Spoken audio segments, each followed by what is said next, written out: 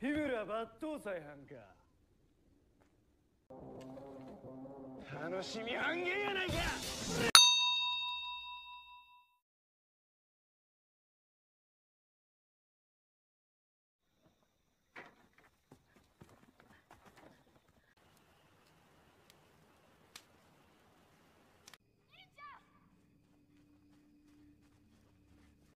Berlatar di tambang Setsu, Hyogo malam hari, terlihat sekelompok anggota kepolisian sedang melakukan investigasi yang dipimpin oleh Hajime Saito.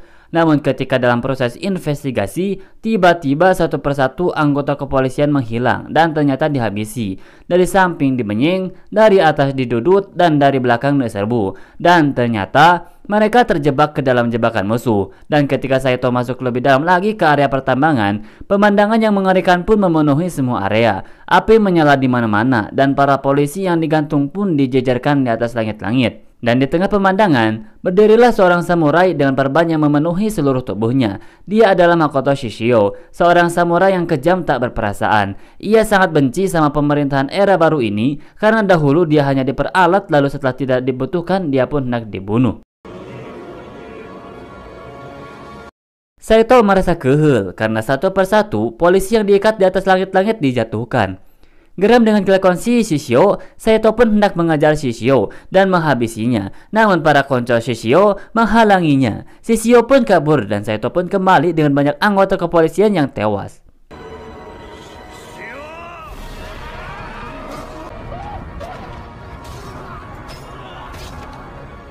Itulah intro filmnya. Adegan pun berpindah ke salah satu seni teater pertunjukan yang disaksikan oleh Himura, Kaoru, Sanosuke, dan Yahiko.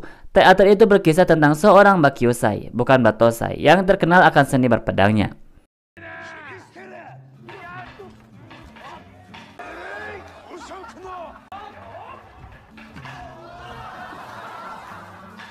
Setelah selesai menonton pertunjukan teater itu, Kaoru mulai melatih para murid di dojonya. Yang dulu di part 1 hanya ada satu murid, sekarang di part ini, dojo Kaoru mendapatkan banyak murid. Itu semua karena mereka tertarik dengan kisah legendaris Himura Batosai, Himura sang pembantai.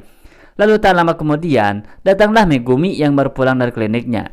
Dia adalah seorang dokter.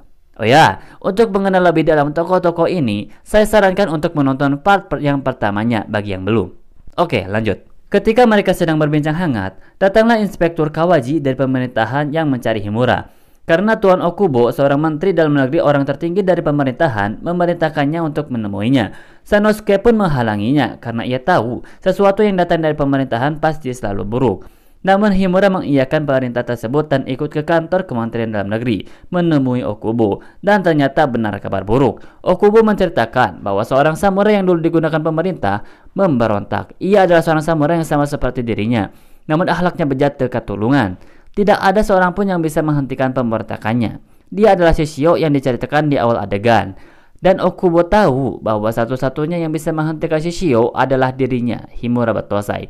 Himura jelas tidak langsung menerimanya, namun si Inspektur Kawaji mengancam kalau Himura tidak menerima permintaan itu, maka Megumi akan ditahan atas keterlibatannya dia dahulu terhadap opium. Jelas itu membuat marah Sanosuke. Lalu Okubo pun memberikan waktu seminggu untuk memikirkan permintaan tersebut. Mereka pun bubar. Seminggu setelah hari itu, di Kyoto, Tokyo, ketika Okubo sedang melakukan perjalanan dinas dengan kereta kudanya, tak disangka ada seorang samurai yang menunggunya, yaitu Sojiro Seta. Ini dia rarainya. Dia adalah salah satu samurai yang bergabung dengan Shishio. Ketika kereta kuda Okubo mulai terlihat oleh Sojiro, ia pun berlari mengejar kereta kuda tersebut dan menghabisi Okubo. Seorang menteri dalam negeri yaitu Okubo pun mati. Maka kabar itu pun melesat dengan cepatnya dan sampailah pada Himura. Himura pun datang ke kantor kementerian dan menemui Inspektur Kawaji. Kawaji pun mengingatkan lagi bahwa Shishio benar-benar harus dihentikan. Dan Kawaji pun membawa Himura ke lapangan dan ternyata banyak petugas yang mati oleh Shishio. Dan pemandangan itu pun mengingatkannya lagi pada seorang gadis yang menangis di bawah hujan meratapi kematian calon suami yang dibunuh olehnya.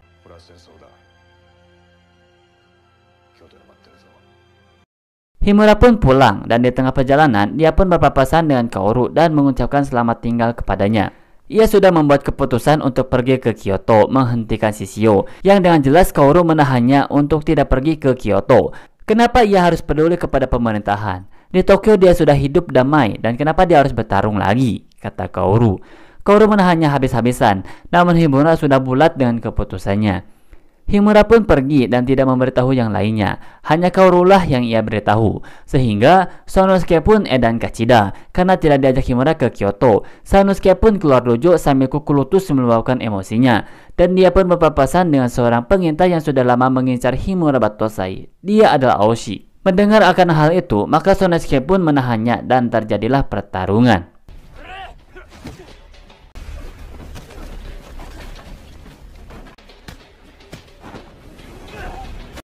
Megumi pun datang menghentikan pertarungan tersebut. Sanosuke babak belur dicecar oleh Aoshi. Aoshi yang tidak mendapatkan info apapun tentang Battosai akhirnya pergi meninggalkan mereka berdua. Beralih ke Shishio di dalam kapal tempurnya, dia sedang menyiapkan senjata untuk melakukan penyerangan.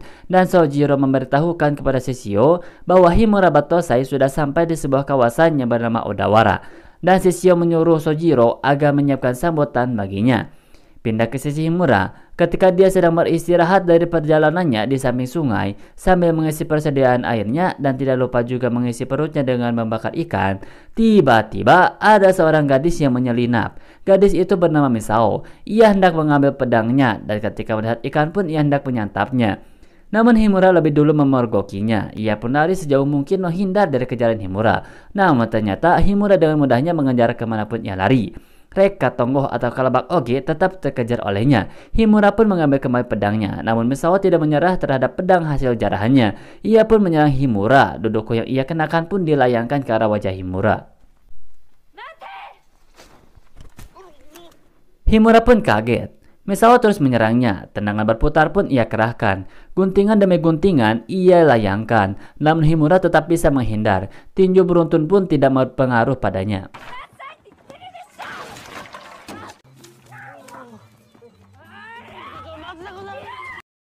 Dengan tipuan kecil, akhirnya Misao mendapatkan sarung pedangnya saja. Himura akhirnya menjelaskan kalau pedang ini adalah pedang bermata terbalik.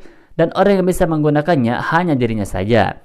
Mengerti akan hal itu, akhirnya Misao pun menyerah dan mengembalikan sarung pedangnya. Namun tak lama setelah itu, datanglah seorang anak kecil yang haheho karena berlarian untuk meminta bantuan. Ternyata kakaknya adalah seorang polisi yang menyamar menjadi anak buah Shishio. Namun penyamarannya terbongkar dan dia pun disiksa hingga tersisa 1% nyawa. Kakaknya pun meninggal dan keesokan paginya si anak tersebut membawa Himura dan Misao ke desanya. Namun pemandangan yang tak mengenakan pun memenuhi desa itu. Bangunan-bangunan habis terbakar, mayat bergelimpangan, dan yang lebih membuat ngilu adalah orang tua si anak tersebut digantung di pepohonan. Ketika mereka hendak menurunkan jenazah orang tuanya, datanglah si konco-konco Shishio yang meluluh lantakan desa tersebut dan menghabisi para penduduk. Himura pun geram dengan mereka dan memberikan pelajaran dengan pedang sakabanya.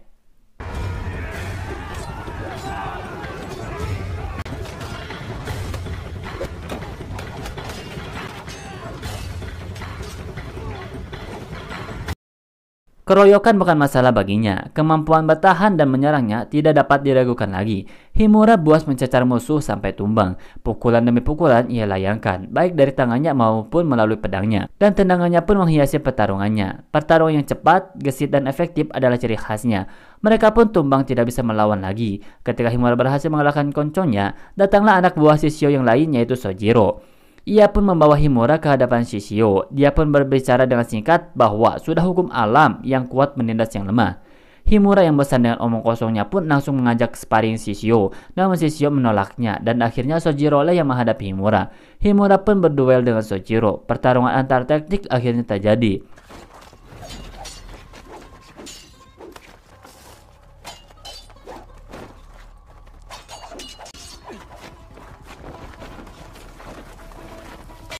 Teknik demi teknik mereka keluarkan dan kecepatan yang mereka kerahkan sama cepatnya. Namun perbedaan dari keduanya adalah yang satu bertarung ingin membunuh dan yang satu lagi bertarung tanpa ingin membunuh. Pedang Himura pun patah dan sela-sela pertarungan. Himura pun pergi meninggalkan tempat itu dengan hati yang resah. Sampailah Himura di Kyoto dengan keramaian para penduduk yang berlalu lalang. Namun tiba-tiba Misao muncul kembali dan mengajaknya ke sebuah penginapan yang murah untuknya beristirahat. Himura menolak, namun Misao malah ngabanyang Himura dengan paksa hingga sampailah mereka di penginapan tersebut. Setelah sampai, Himura pun dikenalkan dengan pemilik penginapan tersebut yaitu Nenji. Ia adalah mantan ketua pengintai shogun dari kesogunan yang digunakan oleh Himura, dan semua orang yang berada di penginapan tersebut adalah anggotanya.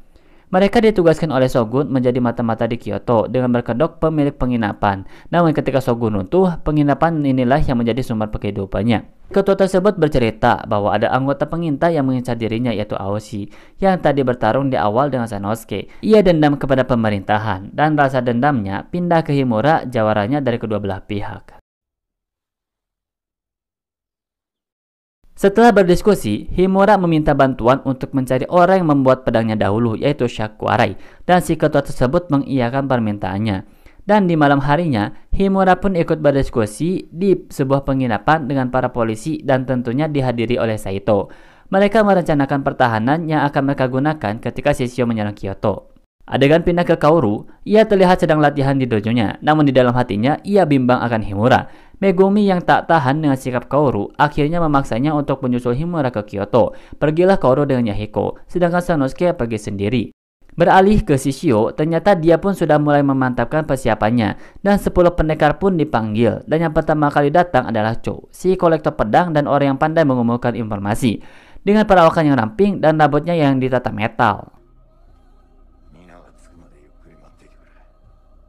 Shaku Arai akhirnya ditemukan, namun ternyata dia sudah meninggal, dan akhirnya Himura pun menemui anaknya yaitu Seiku. Pedang yang hebat pasti lahir dari tangan seniman yang luar biasa, sehingga Tasagawa yang memilihnya. Setelah bertemu dengan Seiku, Himura pun meminta kepadanya untuk dibuatkan pedang, namun Seiku menolaknya karena dia sudah berjanji untuk tidak membuat pedang lagi. Prinsip kuat yang akan dia pegang seumur hidup. Ia sekarang hanya membuat pisau atau peralatan dapur lainnya. Himura pun menerima keputusannya yang tidak bersedia membuatkannya pedang.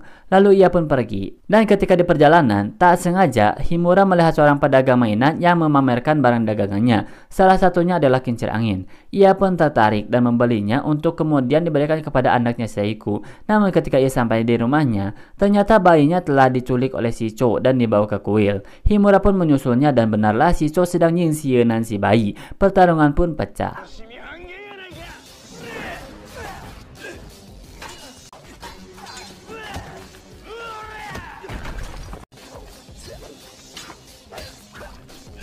Shishio menyerang Himura dengan ganas. Dengan tubuh rampingnya, ia lincah menyerang ke sana kemari. Namun Himura masih bisa menahannya dan membuatnya terjatuh.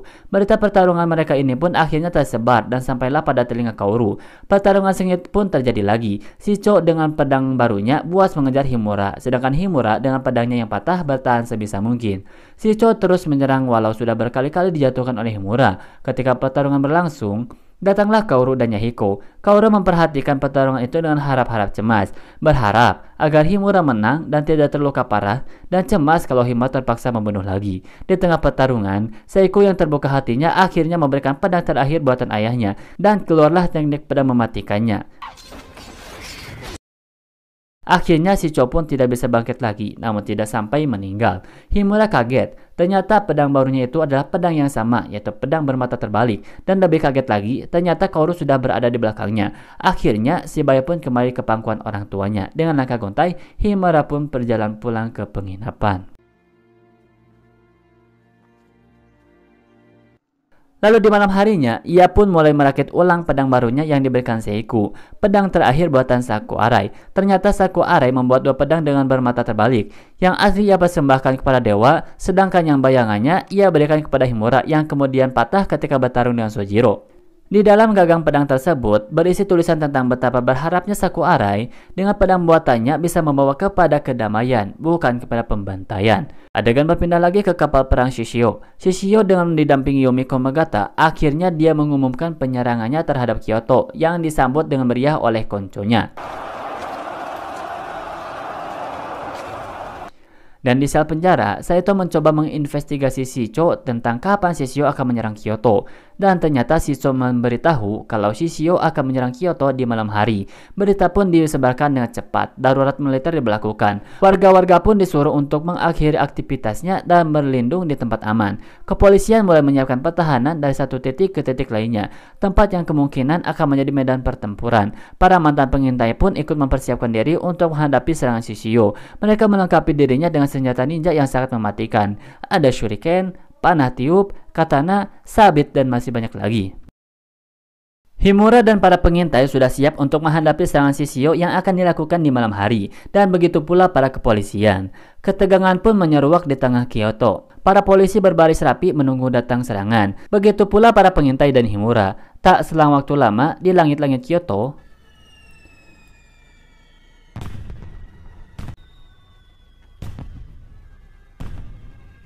dan datanglah pasukan Shishio menyerang.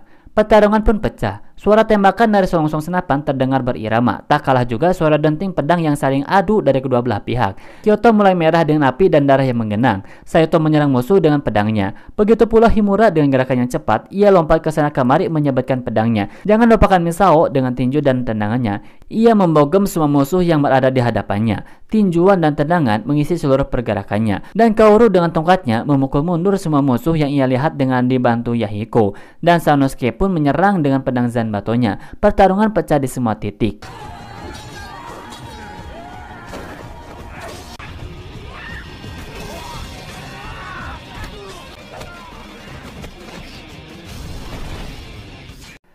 Di tengah pertempuran, tepatnya di penginapan Nenji, datanglah Aoshi yang masih mencari Himura Battosai. Dan Nenji yang mulai sebal dengan kelakuan Aoshi akhirnya menyerangnya. Pertarungan antara pengintai pun pecah. Jual beli pukulan mengisi pertarungan. Sabetan-sabetan pedang dilancarkan. Pertarungan yang sengit. Dua-duanya sama kuatnya, namun usia tidak bisa membohongi. Aoshi dalam usia yang sangat gemilangnya, sedangkan Nenji dalam usia yang sudah memasuki sepuh. Sehingga makin lama pertarungan, akhirnya Nenji pun kewalahan dan tidak bisa menahan serangan Aoshi. Misao yang melihat kejadian pun diam membisu. Orang yang dia sayangi ternyata bertarung satu sama lain. Dia diam mematung.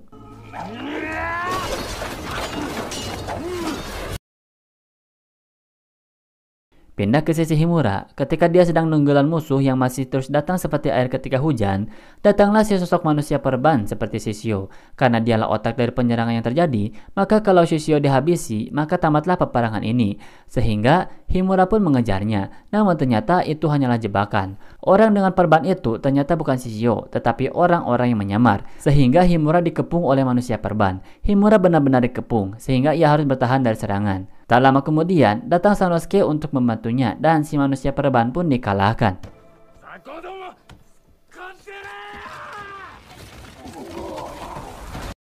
Akhirnya peperangan dimenangkan oleh pemerintah. Namun ada yang janggal, karena Shishio tidak ditemukan dimanapun di titik pertempuran. Dan ternyata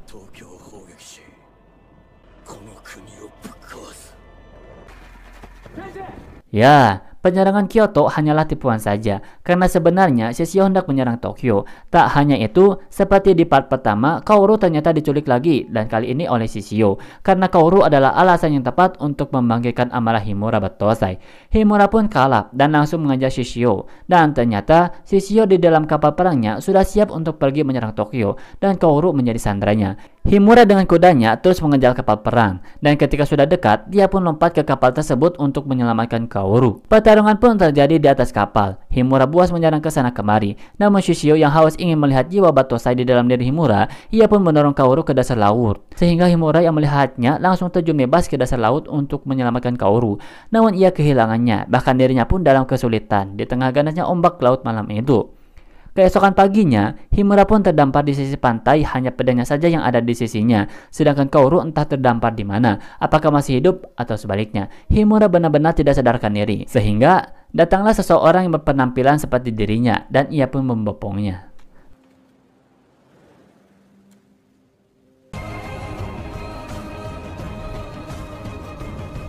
Tamat. Oke guys, terima kasih bagi kalian yang sudah menonton sampai akhir. Tunggu saja kelanjutan alur ceritanya dan see you di next video.